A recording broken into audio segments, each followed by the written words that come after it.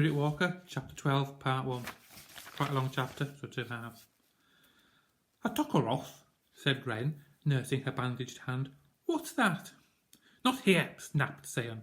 Without another word she started through the camp. Though she was bent as an old tree battered by storms, she moved with surprising speed, clearing the way with her staff, past the people working at the smoking racks, past the Guardian Rock, and into the shadow of the gorge. She did not look round, she simply assumed that Renn would follow. Biting back her irritation, Renn did. As she went, people cast her the same wary glances they normally reserved for the mage. More and more they regarded her as Seon's apprentice. Renn hated that. It was 3 days since the sickness had struck, and in that time 4 more ravens had fallen sick. To stop them harming others or themselves, Finkedin had taken drastic action, shutting them in a cave on the other side of the river and setting a constant guard. Renn could taste the fear in the air. She could see it in people's eyes. Will I be next? Will you? She was horribly afraid that the bite on her hand meant it would be her.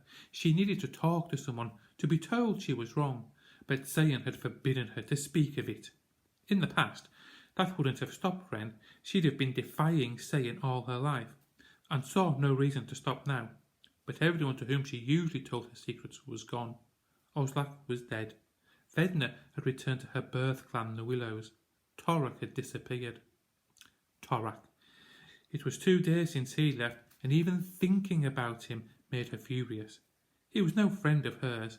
Friends do not run away without a word, leaving only a pebble, a painted pebble. To work off her feelings, she'd been hunting every day, and since she was a good hunter, Finkedin had let her go. It was while she was hunting that she'd got bitten, so in a way that was Torak's fault too. It had happened that morning. She'd risen at dawn and started through the misty forest to the hazel thicket on the southeast side of the valley, where she'd set some snares.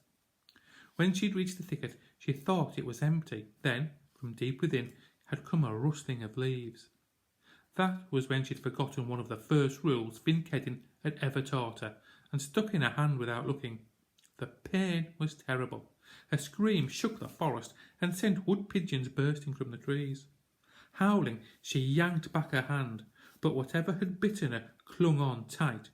She couldn't see it, the leaves were too dense, and she couldn't shake it off.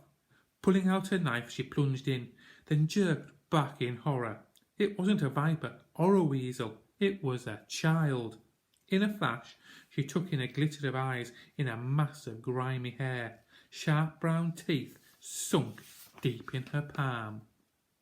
She raised her knife to ward it off, and the creature shot her a look of pure malevolence, then let go of her hand and hissed at her, hissed like an angry wolverine, then fled.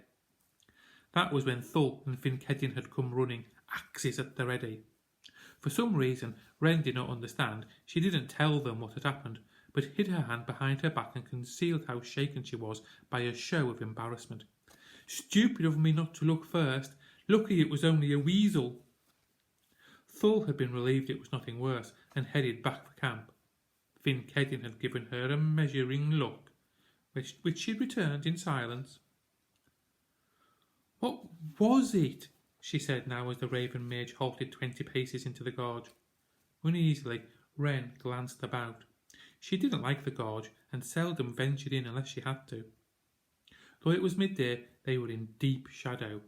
The gorge was always in shadow, its looming sides shutting out all but a sliver of sky.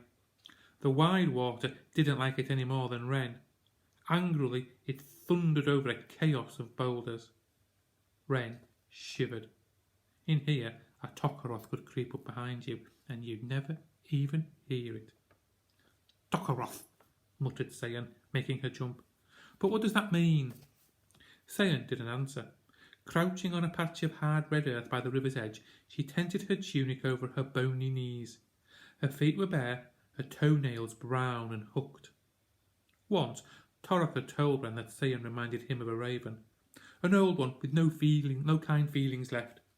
Renn thought she was more like scorched earth, dried up and very, very hard. But Torak was right about the feelings. Renn had known the Raven Mage all her life, and she'd never seen her smile.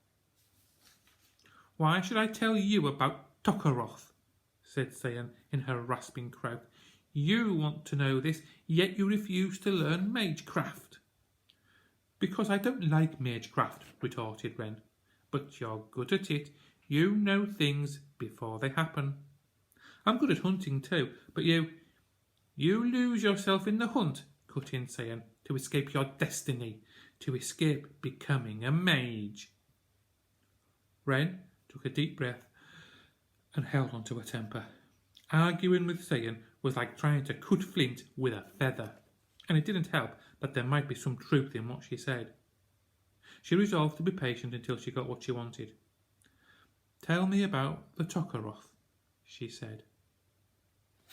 Part 2 coming up.